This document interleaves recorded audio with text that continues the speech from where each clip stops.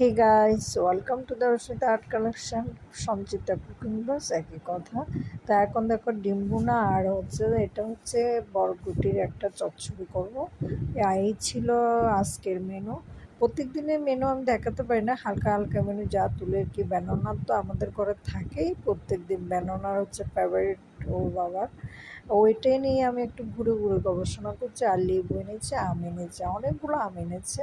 তারপরে পটল, করলা, এগুলো আমি একটু আকর্ষণভাবে দেখাচ্ছি। অনেকগুলো বাজার আনি, কিন্তু আমি এগুলো দেখাতে পারছি না, সময় খুব কম, নানান কাজের ব্যস্ততা।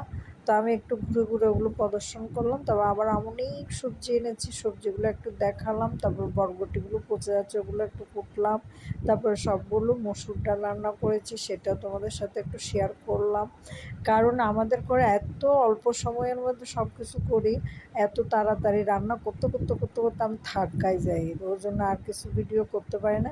আমি কি রান্না করছি নিজেও জানতে পারছি না। মাংসটা দেখছি আর মসুর ডালটা দেখছি, আর বাসি কী ছিল তরকারি ভুলেই গিয়েছি, ওই জন্য আমি বলতে পারছি না, সরি।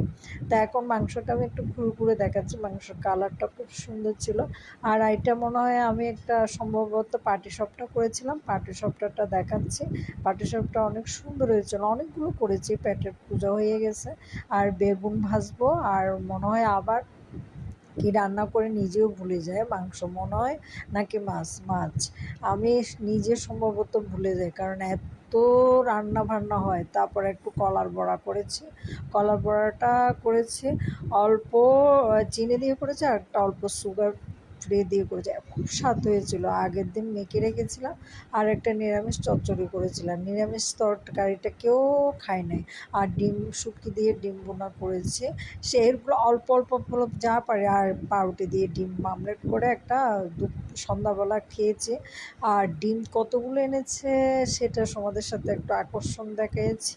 তারপর আমাদের করে ছক্কা মেরে দিয়েছি, একদম সব খাবারের উপর খাবার, খাবারের উপর খাবার, যারে উপরওয়ালা দেয় সপ্পর মেরে দেয়, সবগুলো তোমাদের সাথে প্রদর্শন করবো। আমাদের চ্যানেলটাকে সাবস্ক্রাইব করে লাইক করে কমেন্ট, বাই। আর ঢের বড়